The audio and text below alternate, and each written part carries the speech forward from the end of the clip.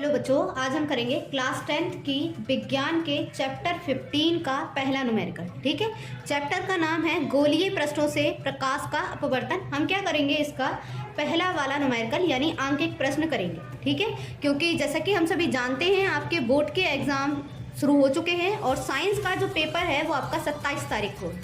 तो ये numerical science में ज़रूर आते हैं, तो आपकी मदद के लिए मैं ये वीडियो बना रही हूँ और कोशिश करेंगे कि आपको हम अच्छे से आसान तरीके से ये न्यूमेरिकल समझा पाएँ। ठीक है, तो चलिए शुरू करते हैं हम पहले सवाल से। इसमें पहले सवाल में हमें क्या दिया हुआ है, नीचे एक चित्र दे रखा है और चित्र के आधार पर हमें क्या बताना है, दर्पण की फोकस दूरी ज्ञात करनी है। ठीक है, तो सबसे पहले हमें दिया क्या हुआ है, हमें एक दर्पण दे रखा है और उस दर्पण की क्या दी हुई है, ये आपको वक्रता त्रिज्या।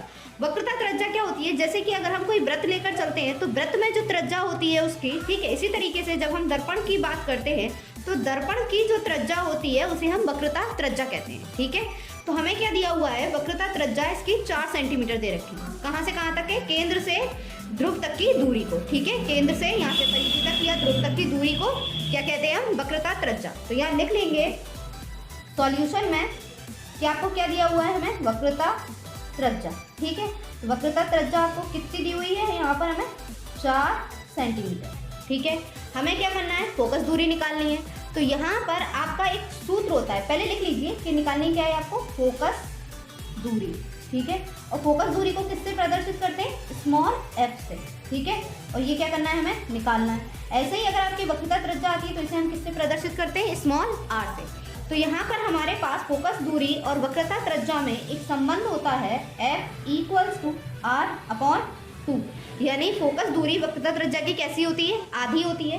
तो हम क्या करेंगे, अगर हमें फोकस दूरी निकालनी है तो जो हमें वक्रता त्रिज्या दे रखी है उसमें हम 2 से भाग कराएंगे। ठीक है, तो हमारा क्या निकल कर आ जाएगा, ये आपका फोकस दूरी, यानी अगर 2 से 4 में भाग कराएंगे तो ये कितनी बार जाएगा, 2 बार। और ये किसमें था आपका, ये सेंटीमीटर में थी, तो ये किसमें फोकस दूरी निकल कर आएगी, सेंटीमीटर में। और ये क्या हो जाता है आपका आंसर। तो हम करेंगे इसका दूसरा सवाल। दूसरे सवाल में क्या दिया हुआ है आपको, एक अवतल दर्पण दे रखा है और उसकी फोकस दूरी हमें 10 सेंटीमीटर दी हुई है। दर्पण से 20 सेंटीमीटर दूरी पर स्थित वस्तु का प्रतिबिंब दर्पण से कितनी दूरी पर बनेगा। तो यहाँ पर हमें क्या क्या दिया हुआ है, पहली चीज दी हुई है आपको दर्पण की फोकस दूरी, वो कितनी दे रखी है आपको, 10 सेंटीमीटर। ठीक है, इसे और क्या दे रखा है, दर्पण से 20 सेंटीमीटर स्थित वस्तु। तो ये जो दर्पण से वस्तु की दूरी होती है इसे हम क्या बोलते हैं, u, और फोकस दूरी को क्या बोलते हैं हम, f। ठीक है, तो हम यहाँ पर दोनों चीज़ें लिख लेंगे कि आपका फोकस दूरी है, तो यहाँ पर लिख लेंगे आप फोकस दूरी। फोकस दूरी को किससे, मैंने पिछले वाले में भी बताया था कि इसको हम स्मॉल f से प्रदर्शित करते हैं और स्मॉल f कितना दे रखा है आपको, 10 सेंटीमीटर। अब यहाँ पर पहली चीज़ ये आती है कि ये अवतल दर्पण है, तो जब भी हम बात अवतल दर्पण की करते हैं तो इसमें आपका फोकस दूरी, वस्तु की प्रतिबिंब से दूरी और दर्पण से दूरी, और ये तीनों ही कैसी होती हैं, ऋणात्मक होती हैं। तो यहाँ हम क्या लगा कर लेंगे, माइनस। ऐसे ही हमें क्या दिया हुआ है, वस्तु की दूरी दे रखी है, या लिख लेंगे वस्तु की दर्पण से दूरी या दूरी, तो क्या दे, इसको हम लिखते हैं u करके। ठीक है, और ये कितना दे रखा है आपको, -20 सेंटीमीटर, लिख लिया। अब इसके बाद हमें क्या करना है, हमें क्या निकालना है, प्रतिबिंब की दर्पण से दूरी। ठीक है, तो प्रतिबिंब की स्थिति हमें निकालनी है, प्रतिबिंब की दूरी। तो जो प्रतिबिंब की दूरी होती है उसे हम बोलते हैं v। ठीक है, और v आपको कितना क्या है, v हमें ज्ञात करना है, तो यहाँ क्या लगा लेंगे, क्वेश्चन मार्क। अब यहाँ आपके पास u v f तीनों चीजें हैं, तो दर्पण के लिए जब आपको u v f सॉल्व करना हो तो यहाँ पर सूत्र होता है आपके पास 1/f equals to 1/v plus 1/u।